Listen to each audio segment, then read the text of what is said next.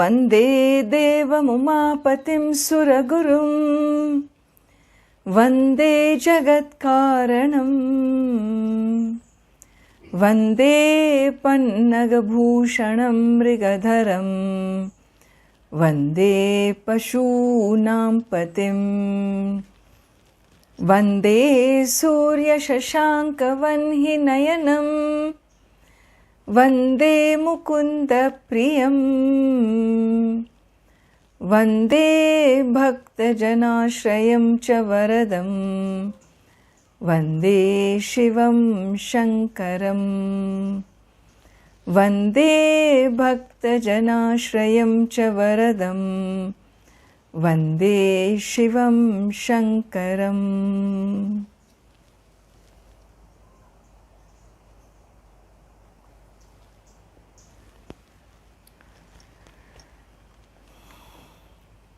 Today, in our series of the power of prayers, we begin yet another unfoldment of a very beautiful set of verses called Shiva aparadha ksamapana stotram. Shiva aparadha ksamapana stotram. A stotram is a set of verses, while shlokam refers to one verse, stotram refers to a set of verses. Here, so Kshamapanaya stotram. A stotram, a set of verses for forgiveness, seeking forgiveness. And seeking forgiveness for what? Aparadha ksamapana stotram. Seeking forgiveness for the wrong, the aparadha, the wrong done. Seeking forgiveness for the omissions and commissions of my actions. And this aparadha, this omissions and commissions, is with reference to what? Shiva sambandhi aparadha. It is a samasa, a compound, meaning it's a madhyama pada lopi samasa, meaning a aparadha, wrong done with reference to Shiva, with reference to the Lord. And so this is a very, very interesting title. A very different type of a title, different from what we have seen so far. In fact, I consider this a very powerful title.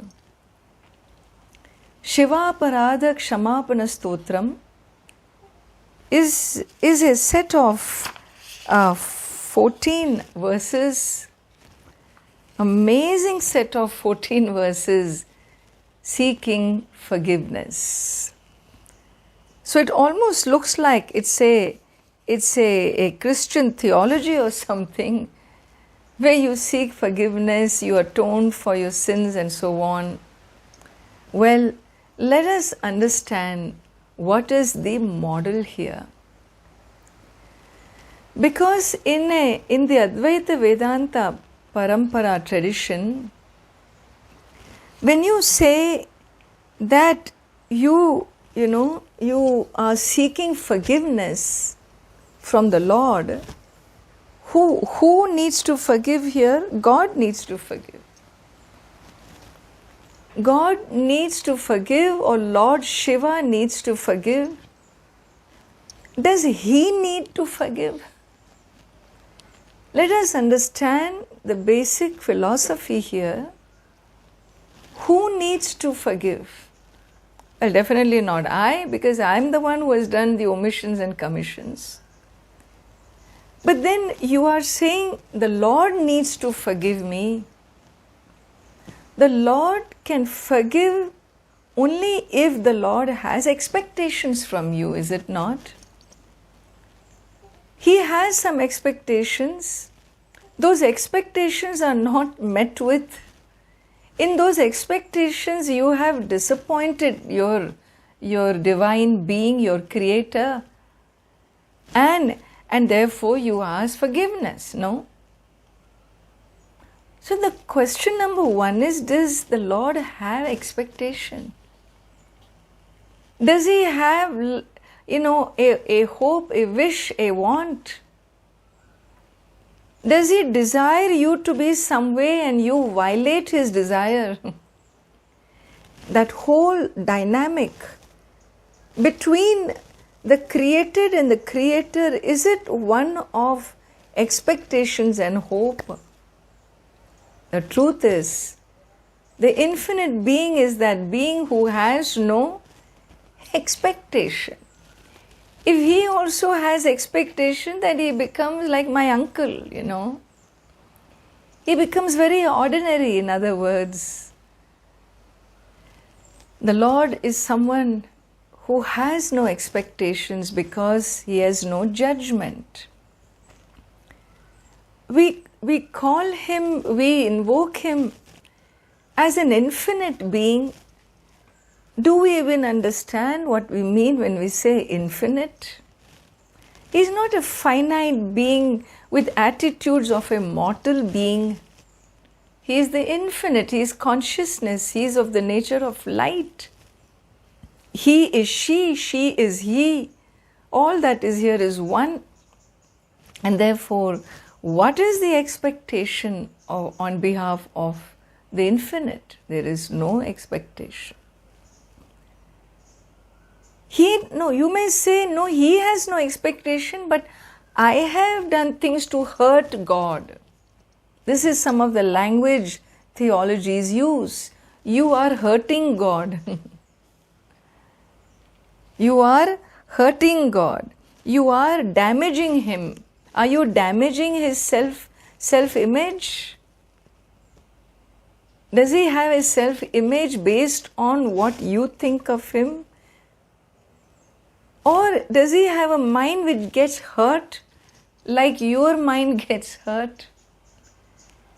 Well, when there is no way you can hurt the infinite being, because He is infinite, because He has no expectation, when there is no possibility of hurting the infinite being, you only say that He is that which is love, of the form of love, unconditional love. In fact, love is unconditional. If you say conditional love, there is no such thing. Love means unconditional. If you give me this, then I will love you this much. Can you measure? Can you have an exchange? Love is that which is always understood as unconditional. In fact, when I ask you which love do you want, conditional or unconditional, what will you say? You will always want from me unconditional love. We always seek from the world unconditional love. The question is, do I get it? Do I get unconditional love? Do I give unconditional love? It's a whole different subject. We will look into those topics when we enter into Vedantic teachings.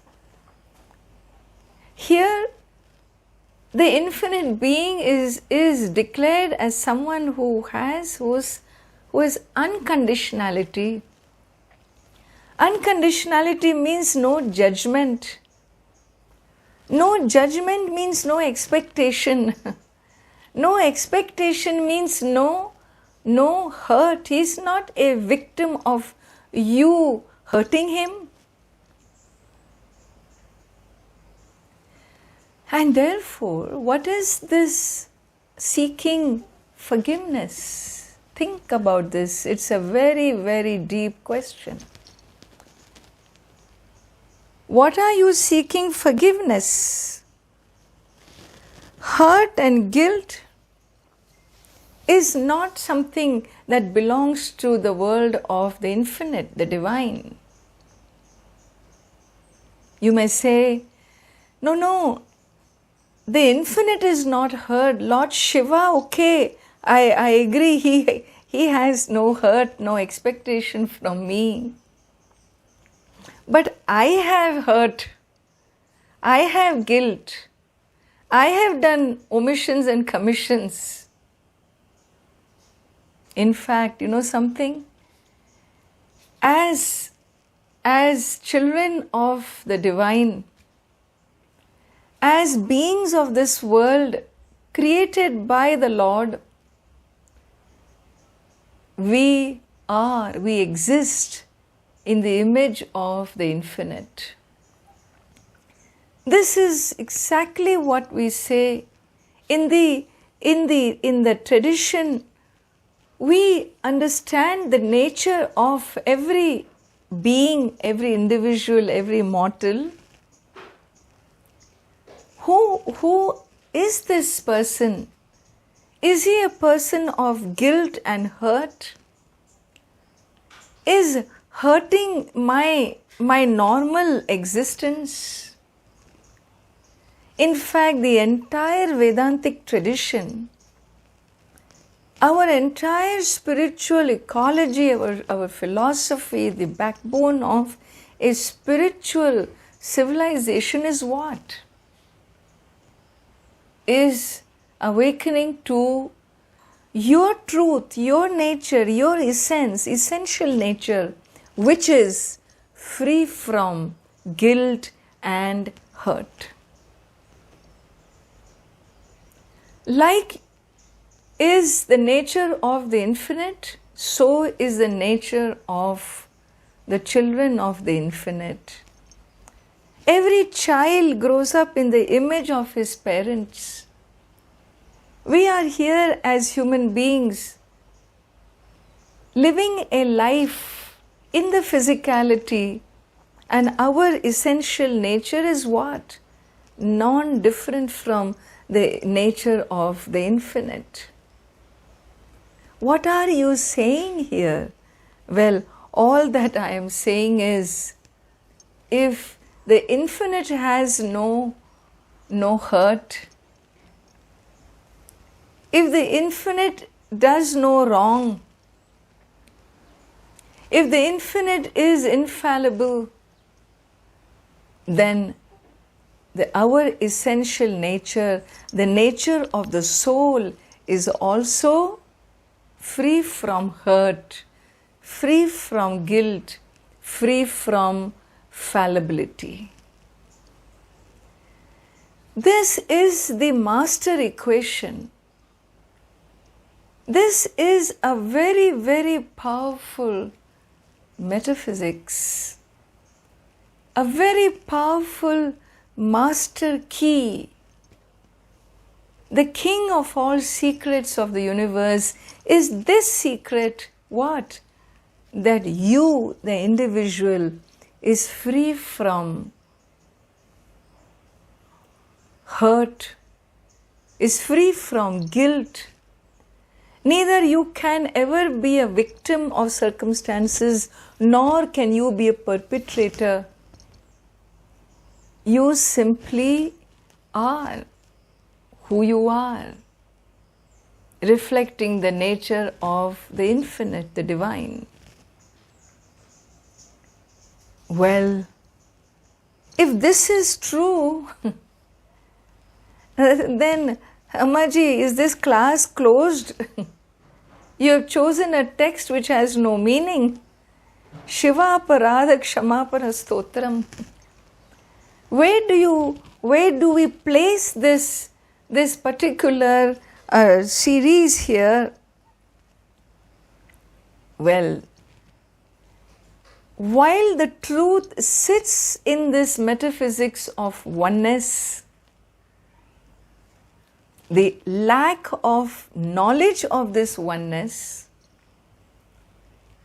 ignorant that we are of the nature of our own soul, we have created a world of illusions. And in this world of illusions, there is a phenomenal separation or breakdown of that oneness with the Lord. In this world of illusion, that this tradition calls as Jiva Srishti.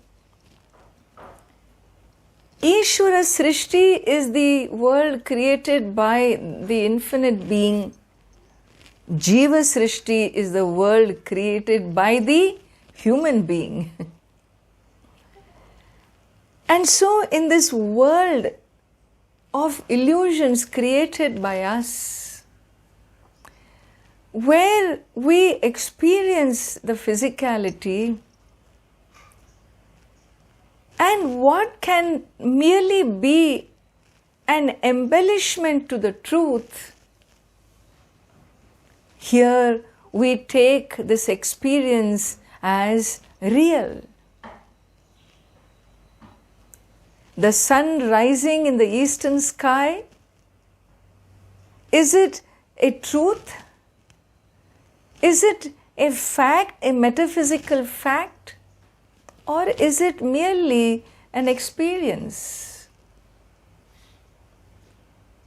Metaphysically, the sun does not rise because the sun does not move, but experientially it rises. You enjoy the experience knowing fully well what the truth is it not? You enjoy the sunrise, you enjoy the sunset, you even do a Surya Namaskara, knowing fully well that the sun has not risen. And so, experiencing the illusions of life is about living life, but we are not awakened to the metaphysics of the nature of the soul, and therefore we don't know who we are. We believe we take this illusion to be real. We take mortality to be real. We take body limitations as our limitations.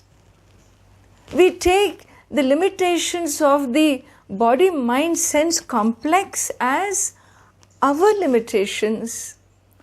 And we spend our whole life trying to break away from these limitations, to experience a freedom, to experience unconditionality, while day-to-day life is nothing but making us experience conditionality.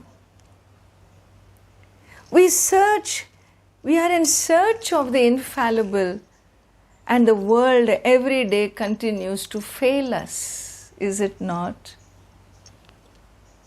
Because we don't know who we are. Not knowing who we are, what our essence is, what have we done? I have experienced this illusion as real, and therefore within myself, within this body-mind-sense complex, I have experienced an individuality which I consider is also real. And this individuality which is a limited ego, and this ego sitting inside the body-mind-sense complex is always wrought with fears, with limitations, with hurt, with guilt, sways from side to side. Life gives him so many challenges. He finds himself becoming a survivor of the day. Every day, who wakes up in the morning? The survivor wakes up. And wakes up because the cross from yesterday he carries today and hopes that he can get through the day. That's why we say, how are you today? Okay. Some people will say, we are survivors, okay. You don't live life with freshness, enthusiasm, love, energy. We experience being what? Limited egos. And as a survivor, in search of freedom, freedom from limitations, I keep making mistakes again and again and again. I rub my neighbor, I walk over my friend, I cheat somebody, I lie to somebody. Omissions and commissions of life is what? Is nothing but lies. We consciously omit something. When you are asked to submit a report at work, you will put all the points except that one thing that you know consciously that no, you don't want to give this secret away. And so what do? You consciously omit and submit an incomplete report. Omissions is a lie. It's a form of a lie. I don't do what I'm supposed to do is omission. I don't do what I am supposed to do. And what is commission? Commission is I do what I am not supposed to do. Which we know very well, don't we? Eating all the wrong foods. I know very well what it takes to be healthy. But what do? I eat everything which is unhealthy. And then wonder what has happened to my health. We are a bunch of contradictions. We do what we are not supposed to do. We don't do what we are supposed to do. This omissions and commissions, why did this happen? How did it happen? How did I get myself to being this way? Annoyed, frustrated, wanting this, that, the other. All I wanted was to be a happy person, and I am on a daily depression dose. Who did not grow up to be an adult dreaming of living a happy life? Every one of us have. That's all we want from this world, no? To be a happy person. But we find ourselves so restricted. We feel ourselves a failure that we couldn't make it. And that ego which lives in guilt and hurt is the ego which is being addressed. It is the ego that is guilty, it is the ego that is hurting. In the spiritual world, in the realm of the higher altar, there is no guilt, there is no hurt. We will see when we study, when we learn, when Lord Shiva becomes a guru in the next series, and the teachings are revealed, we will understand how the soul is a soul that is free from guilt and hurt. It is full and complete, and really it is an awakening, a self-awakening. Here, because of me living in ignorance of myself, my higher self, because I am so totally identified with the physicality, with my body, mind, sense complex, because I am living a fallible life, a life of conditionality, a society of conditionality, a home of conditionality. Anywhere I turn, everybody wants to transact with me. Nobody talks about just being a giver. Everybody wants to transact. I give this, what do you give? I give this, what do you give? Well, in this process of transactions, I have made many mistakes. My biggest mistake was, my biggest loss is, I separated from you, O Lord. I didn't know that I am your reflection. I hold really your power. Your power in an individuated form is me. Your power in the collective form is the infinite being. Your power in the collective we call Lord Shiva. Your power in the individual is I. This I have not known, I didn't know, I don't know. And this loss of separation, separating from the infinite, is not an ordinary loss. It is a loss of the infinite, understand? It is a loss which is infinite loss. Not being awakened to the oneness with the divine is an infinite loss. And it has given me birth after birth after birth of pain, of sorrow, of afflictions. I want to move away from this afflicting life. I wish to move away from a life which afflicts me. Hey, why does life afflict you? Because of my own omissions and commissions. We are very clear that Lord does not afflict. Remember, He is uninvolved. He has no judgment to hurt you, to damage you. He has no need to do any of that. We are the ones who attract affliction by our own life, by seeing ourselves as limited beings in search of the limitless. With limited knowledge, we make mistakes. And these mistakes will mean what? It will only mean attracting negative results. What I put out there is what I am going to get back. What I send out will return to me. This is the law of the universe, and therefore today I am afflicted.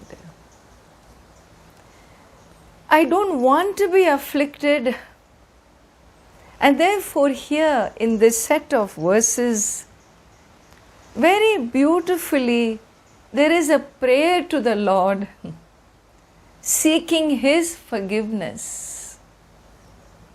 Because if He does not forgive my omissions and commissions, I will have to pay for my actions. I have realized what I have done. That in itself is a very big growth, inner growth. And so in this prayer, recognizing my omissions and commissions, I seek forgiveness. We will see the seeking forgiveness itself is such an empowering process. And in sharing, in expressing my whole life from prenatal time. The first verse, it is actually when you read these verses, every verse is so clear and self-explanatory. But I am not here to just give you word meaning of the verses. I wish to use this set of verses for you to understand the metaphysics of life. Shiva aparadha ksamapana stotram. The biggest aparadha, the biggest omission, the biggest loss, the biggest what you call forgetfulness, or the biggest damage that I did to myself was separating from the infinite, believing that this separation is real. And then I went about trying to become again one with the infinite, to live in unconditionality, and I have toppled all over omissions and commissions, and hence, forgive me, O Lord, own me up, claim me as your own. Kshantavyo me paradha Shiva Shiva Shiva Bho Shri Mahadeva Shambho. Every verse has this very powerful refrain, Kshantavyo me paradha Shiva Shiva Shiva Bho Shri Mahadeva Shambho. More we will see tomorrow. Om Purnamadav Purnamidam Purnat Purnamudachyate Purnasya Purnamadaya Purnameva Vashishyate. Om Shanti Shanti Shanti. Harihi Om. Shri Gurubhyo Namaha. Harihi Om.